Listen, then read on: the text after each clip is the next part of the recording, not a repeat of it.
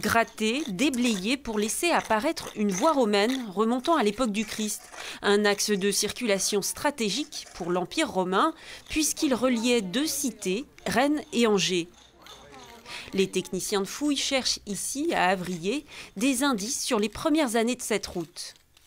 Alors là, on est en train d'essayer de mettre bien en évidence la voie avec les différents creusements liés au passage des charrues, donc les ornières, et voir les différentes réfections de la voirie. Équipée de fossés pour évacuer la pluie sur les côtés, réparée régulièrement, la route a tenu plusieurs siècles jusqu'au Moyen-Âge. L'Empire romain ne lésinait pas pour construire ses voies de commerce et de conquête de territoire. C'est une construction colossale parce que 120 km à faire. Donc il faut imaginer une main-d'œuvre importante, sans doute d'origine servile, des esclaves, peut-être des prisonniers de guerre par exemple, sous surveillance militaire qui font ce travail. On n'a pas de pelleteuse à l'époque, donc on fait tout à la main.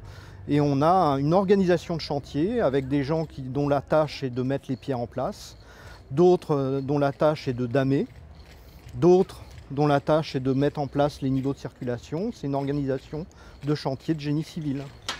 Quelques objets retrouvés grâce aux fouilles sont répertoriés ici, au centre de recherche de Beaucouzé. Depuis 2 mois qu'ils fouillent, les archéologues n'ont pas encore trouvé la pièce tant attendue.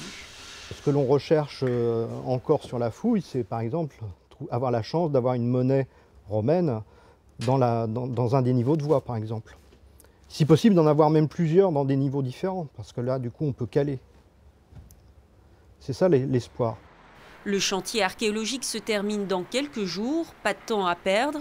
La mairie d'Avrier, qui veut aménager une place et des logements ici, a promis cependant de conserver une portion de la voie romaine découverte.